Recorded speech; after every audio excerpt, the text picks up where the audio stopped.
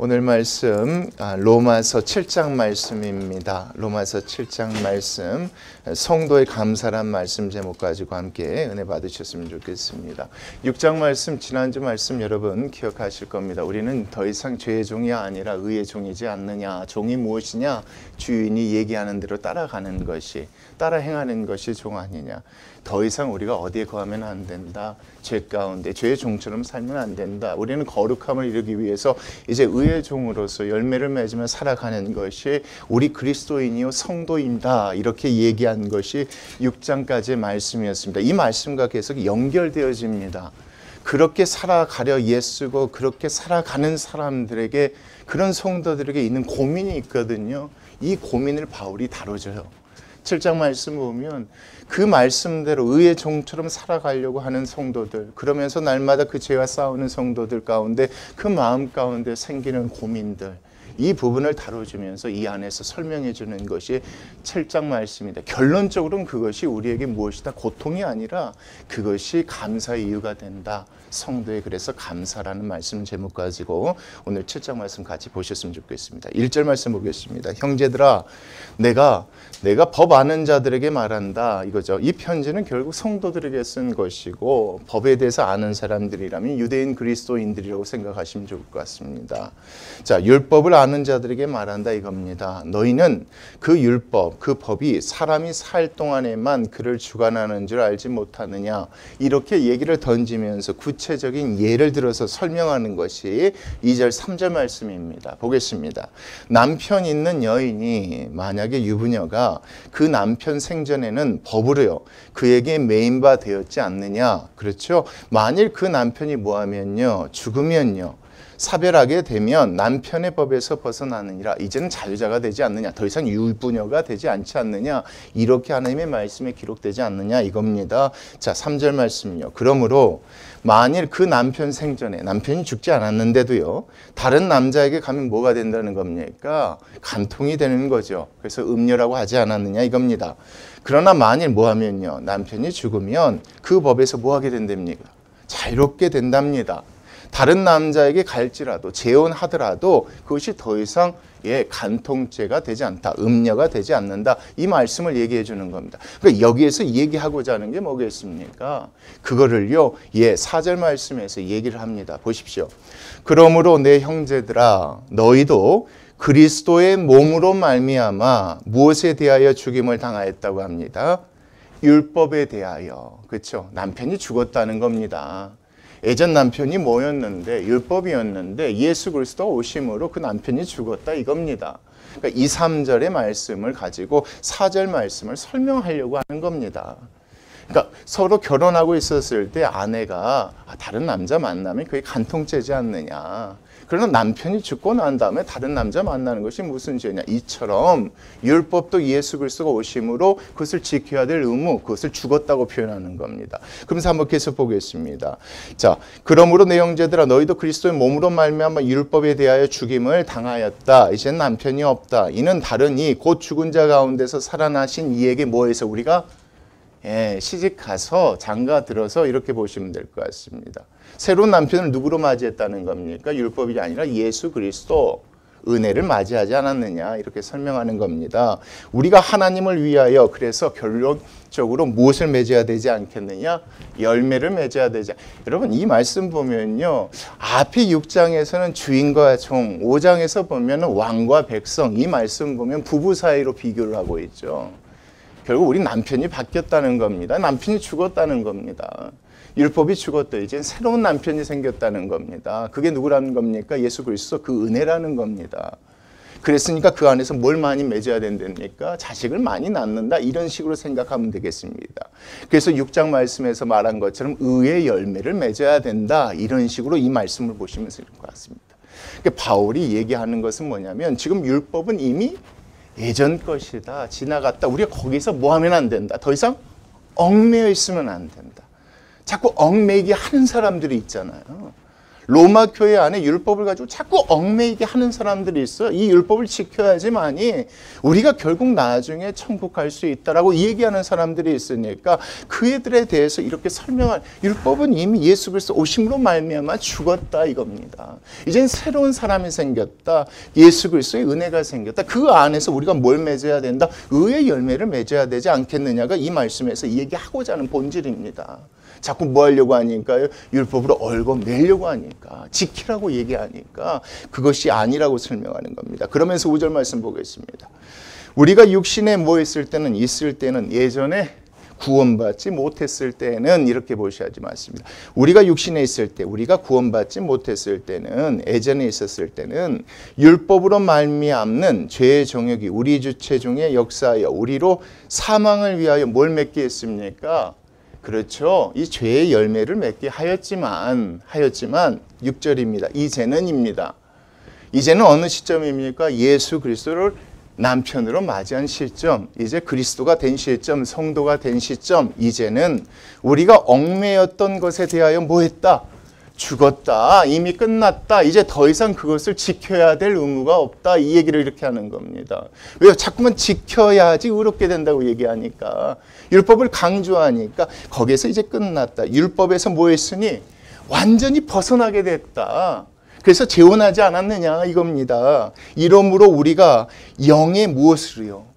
영의 새로운 것으로, 여기서 문맥적으로 보면 영의 새로운 것은 특별한 것이 아니라 누구랑 결혼했습니까? 예수님이랑 결혼했으니까 예수님의 영으로 새로운 것으로, 이렇게 생각하시면 좋습니다. 그래서 8장 말씀 보시면 그게 나와요. 그리스도의 영, 성령, 이렇게 번갈아 가면서 얘기를 하죠. 그러니까 이 말씀도 그렇게 생각하시면 되겠습니다. 이제는 율법을 누구로 모시지 않고, 남편으로 모시지 않고, 누구를요?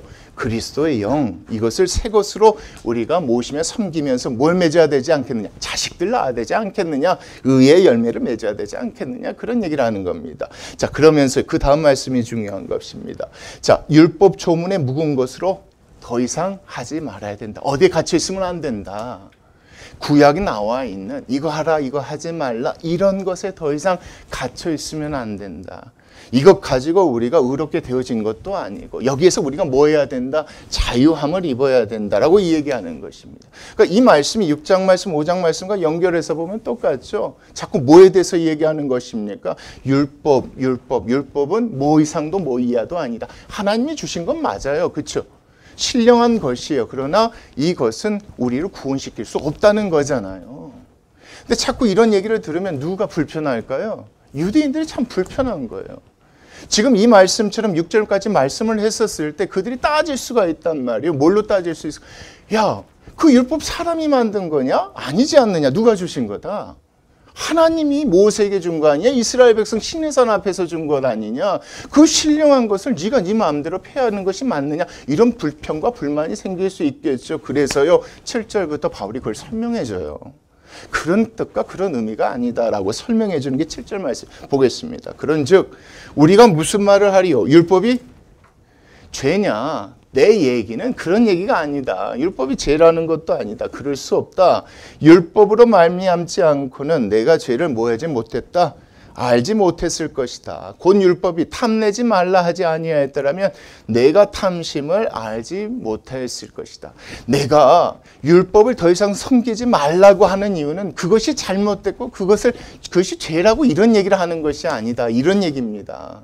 율법을 하나님께서 주신 이유가 있죠. 그것을 지키라고 주셨는데 지키지 못해요. 결국 율법은 우리로 하여금 우리가 하나님의 말씀대로 살아갈 수 없는 존재임을 뭐하게 하는 겁니까? 깨닫게 해주는 그런 역할을 하게 해줬죠. 그래서 로마서 처음부터 하나님의 말씀이 있기 때문에 우리가 죄인됨을 우리가 알지 않느냐, 계속해서 그렇게 얘기해 준 거예요. 율법을 지킴으로 어느 누구도 뭐 할 수 없다, 의인이 될 수 없다고 그래서 얘기한 것이죠. 그래서 바울이 그렇게 얘기를 하고 지금까지 했는데도 그 가운데서는 이 말씀을 오해하는 사람들이 있으니까 바울이 7절 말씀도 딱 꼬집고 얘기해주고 정리해주는 겁니다. 내가 말하는 그 율법 아무 의미 없고 그것이 죄고 잘못됐다는 거 아니다. 그 율법으로 말미암아 우리가 뭘 깨달았다? 우리가 죄인임을, 우리가 짓는 것이 죄임을 깨닫지 않았느냐. 그러면서 계속 얘기합니다. 8절 말씀 보겠습니다. 이건 8절, 9절 말씀 같이 보셔야 돼요. 한번 보겠습니다. 그러나 죄가 뭘 타서요? 기회를 타서요. 죄는 따로 있는 거죠. 죄종, 외종일 때 죄가 기회를 타서요. 하나님이 주신 그 계명, 율법으로 말미암아 내 속에서 온갖 무엇을 이루셨대요? 탐심을 이루었나니 이겁니다. 자, 여기까지 무슨 얘기인가 조금 헷갈리지 않습니까? 저도 좀 그래요. 그래서 끝까지 보겠습니다. 이는 율법이 뭐하면요. 율법이 없으면 죄가 죽은 것이다. 율법이 있었기 때문에 죄가 살아난 것이다. 다시 말하면 율법을 통해서 뭐가 드러난 것이다? 죄가 드러난 것 아니냐 이 얘기입니다. 그런 의미에서 하나님의 말씀은 여전히 신령하고 그런 의미에서 하나님의 말씀은 여전히 우리 가운데 있는 것이다. 그 얘기를 하고 싶은 거겠죠. 그러나 6절 말씀처럼 그렇게 바울이 얘기하니까 오해하고 왜냐하면 그 사람들은 율법을 자꾸 강조하고 율법을 지켜야지만이 그렇게 된다고 얘기하는 입장에서 그렇게 오해할 수 있기 때문에 바울이 이렇게 차근차근 설명해 나가는 겁니다. 그러면서 9절까지 보겠습니다. 전에 율법을 깨닫지 못할 때는요. 못할 때는 내가 살았더니 계명이 이름에 하나님께서 모세에게 율법을 주심에 그 계명이 이름에 죄는 살아나고 나는 뭐하게 됐다? 죽게 되어졌다 이겁니다.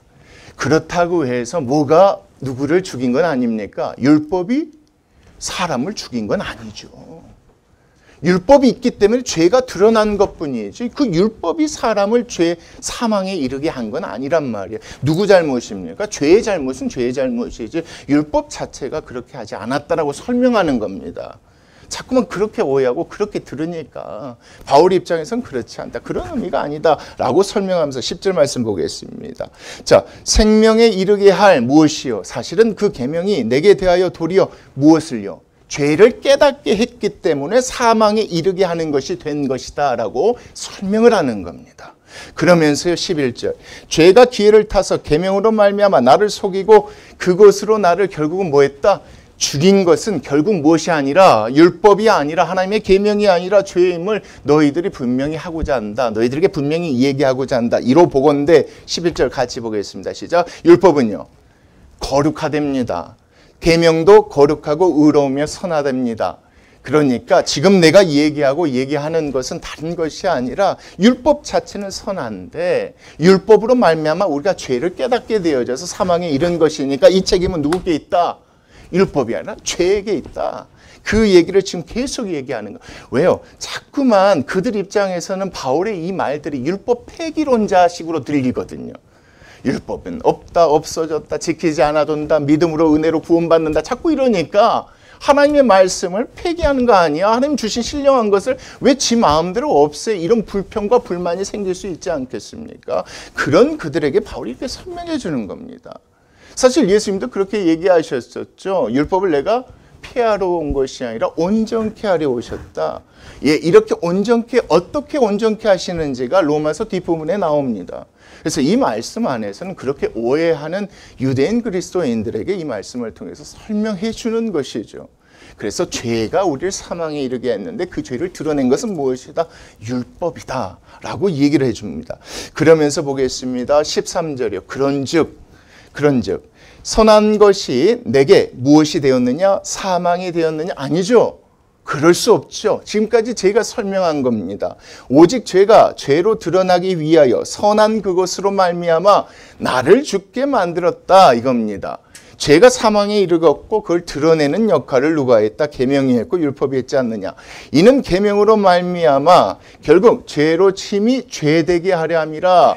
결국 이 계명이 있었기 때문에 우리가 얼마나 더 큰 죄인이고 더 나쁜 죄인지 알게 되어졌다 이겁니다. 왜요?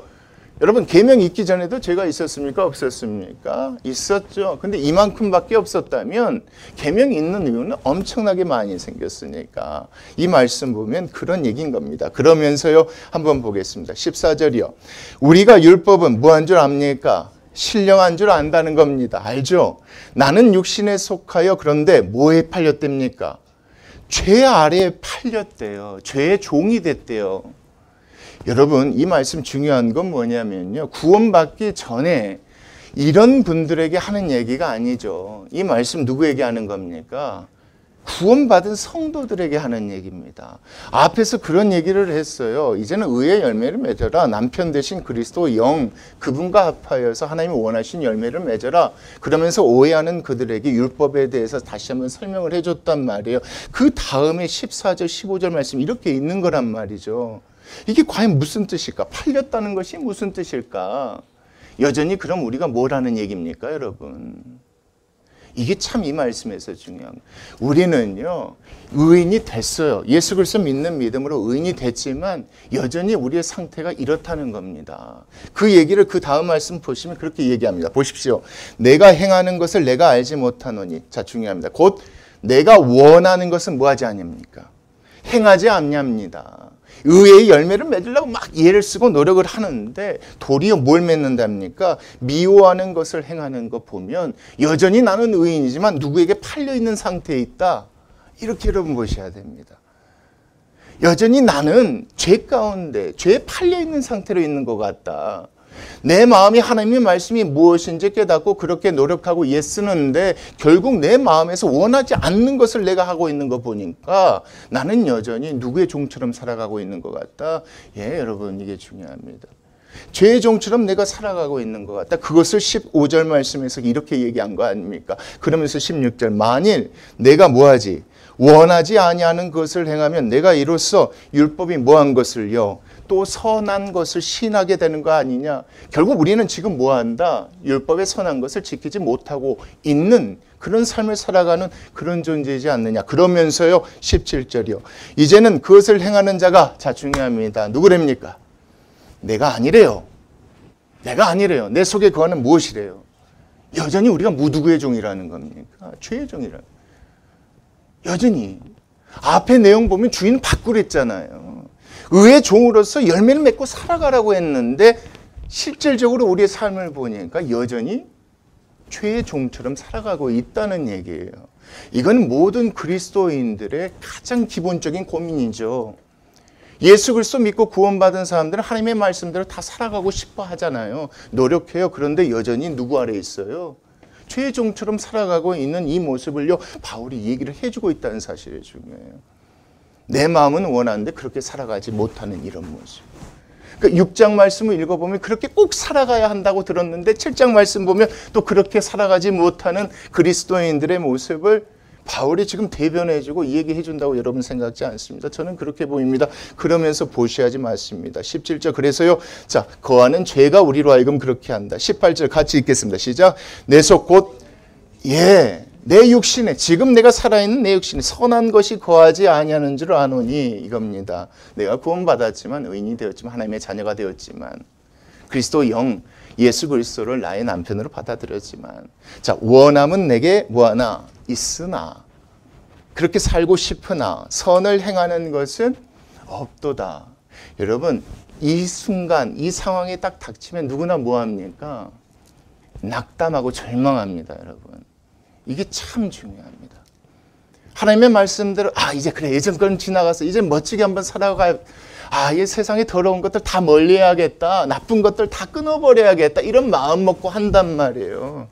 그렇게 노력을 해요. 의의 열매를 맺으려고. 이제 주인 바뀌었으니까 6장 말씀처럼 그렇게 노력하는데 현실은 뭐냐고요. 여전히 팔려있단 말이에요.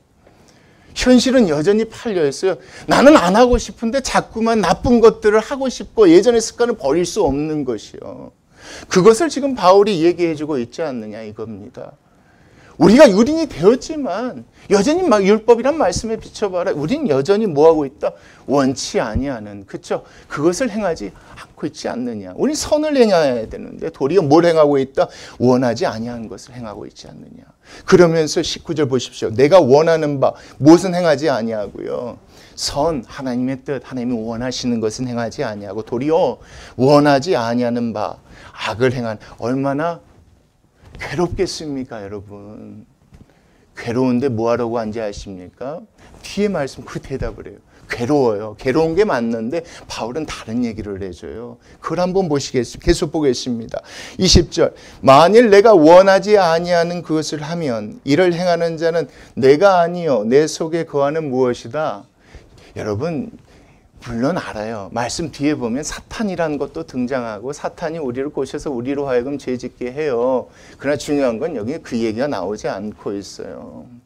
여기서 뭘 얘기하는 겁니까? 아직도 너희들의 육체가 무엇에 대해서 온전치 못하기 때문에, 죄에 대해서 온전치 못하기 때문에 여전히 원한 하나님의 뜻대로 살아가지 못하고 죄를 범하는 것이다. 그 얘기를 지금 계속하고 있는 겁니다. 그러면서 21절 보겠습니다. 그러므로 내가 뭘 깨달았답니까? 한 가지 사실을 깨달았대요. 한 가지 법을 깨달았대요. 곧 선을 행하기 원하는 나에게 무엇이 함께 있는 것이로다? 악이 함께 있는 것이로다. 나는 구원받았는데, 의인이 되었는데 여전히 내 삶은 예전과 별반 다를 것이 없다. 이걸 깨달았다는 겁니다. 내 속으로는 무엇을 즐거워합니까? 하나님의 법을 즐거워하고 하나님의 법대로 살고 싶어하나 23절입니다. 내 지체 속에서 한 다른 법이 내 마음의 법과 뭐 한답니까? 지금 싸우고 있답니다. 이게 그리스도인들의 어떻게 보면 영적인 실제죠. 삶이죠. 말씀대로 살아가고 싶은데 자꾸만 내 육체는, 내 죄된 근성은 자꾸 다른 데로 인도하니까 이 가운데 싸우고 있는 이 모습을 바울이 이렇게 얘기합니다. 그러면서 내 지체 속에 있는 죄의 법으로 나를 사로잡는 것을 보는도다. 답답하죠. 그래서 24절입니다. 오라 나는 뭐한 사람이로다. 공고한 사람이로다. 불쌍하다. 너무 힘들고 어렵다. 여러분, 저는 우리가 정말 이 로마서 말씀대로 믿음으로 구원받고 이 말씀대로 이제는 새로운 주인으로서 새로운 주인이 원하시는 대로 의의 열매를 맺고자 살아가고 노력하는 분이라면 모든 사람들의 입술에서 이와 같은 얘기가 다 나올 거예요. 하나님 너무 힘들어요. 이 공부하다는 표현을 좀 하나님 힘들어요. 아무리 노력해도 내가 아무리 그 죄 짓지 않고 싶어도 잘 안 돼요. 오늘 다짐했는데 내일 또 넘어져요. 오늘 다짐했어요. 하나님 올해는 내가 이렇게 하겠습니다 하고 다짐했는데 내일 보니까, 다음 달 보니까 또 넘어져 버려요. 그러니 무슨 얘기밖에 나올 수 없냐 이겁니다. 오라 나는 공부한 사람, 나는 어쩔 수 없나 봅니다. 여러분, 이런 고백 뒤에 뭐가 퍼져 나와야 될까요? 그 뒤에 말씀 보십시오. 이 사망의 몸에서 누가 나를 건져내랴. 누구십니까? 우리 같이 그 다음 말씀 읽겠습니다. 25절. 우리 주 예수 그리스도로 말미암아 누구게요? 그렇죠. 이런 공감의 외침이 터져 나오는 성도들의 입술에 무엇이 생각되어질 때에, 이런 나를 구원하신 예수 그리스도가 생각되어질 때 성도는 그때 비로소 뭐 할 수 있습니까? 감사할 수 있는 겁니다. 누구게요? 그렇죠. 이런 공고한 몸, 내가 어떻게 할 수 없는 이런 나를 아시고 나를 위해서 예수 그리스도의 은혜로, 그렇죠, 나를 구원해 주신 그 예수님께 뭐 할 수 있다는 겁니까? 감사할 수 있다. 근데 여러분, 이게 참 중요해요. 많은 성도님들이 감사하지 못하고요, 반대로 낙담하고 좌절해요. 많은 분들이 낙담하고 좌절해요. 그런 낙담과 좌절 너무나 힘들고 어려워요. 하나님께서 나를 종으로 세워줬는데 내 삶이 형편이 없어요. 그럼 제가 하나님께 뭐 할까요? 기도하거든요. 다짐해요. 하나님, 내가 앞으로는 이렇지 않겠습니다. 이렇게 하겠습니다라고 다짐해요. 근데 넘어져요. 한 번, 두 번은 괜찮더라고요. 1년, 2년도 좀 괜찮아요. 근데 이게 몇 년이 지나가다 보니까 스스로 어떤 생각이 드냐면, 나는 안 돼. 이렇게 살아서 하나님께 영광 돌리지 못하고 이렇게 살아서 손가락질 받느니 차라리 하나님의 종 하지 않는 게 더 낫지 않을까 하는 그런 좌절감이 들어요. 어떤 죄 때문에 자꾸 좌절감, 뭐가 들지 않고요, 감사해야 되는데. 이런 모습, 이런 문제가 누구한테 있었다고 보시면 됩니까? 예, 그때 거기 있는 성도들도 있었지만 이건 사실 이 문제는요, 바울의 문제이기도 하고 지금 우리의 문제이기도 하는데, 사실은 우리가 이 말씀을 통해서 깨닫고 알아야 될 것이, 그렇게 넘어지고 그런 내 모습이 형편없을 때 뭐 해야 되는데, 도리어 십자가의 은혜에 감사하고 그 감사함으로 뭐 해야 되는데, 8장 말씀 그게 나와 있거든요. 그 감사함으로 일어서라고 얘기하거든요. 8장에서. 일어서야 하는데 그렇지 못하다는 거예요.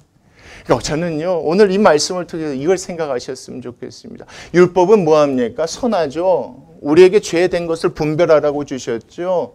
그렇죠. 그래서 우리에겐 성경책이 있는 것 같아요. 이 말씀을 보면 우리의 삶이 어쩐지 보여져요.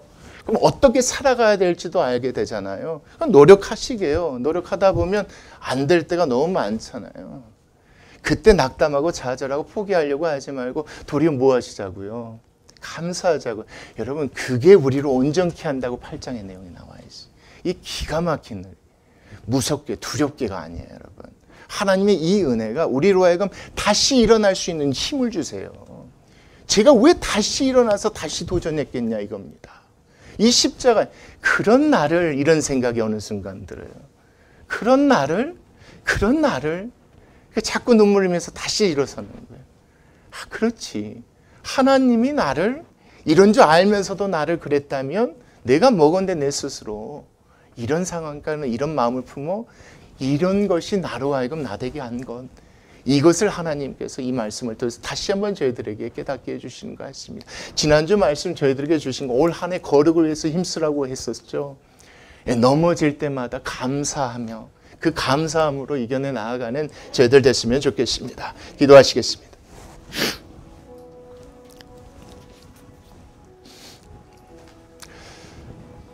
사랑의 하나님 아버지, 감사합니다. 하나님 아버지, 우리가 주님께 정말 많은 약속을 합니다. 그러나 한 가지도 제대로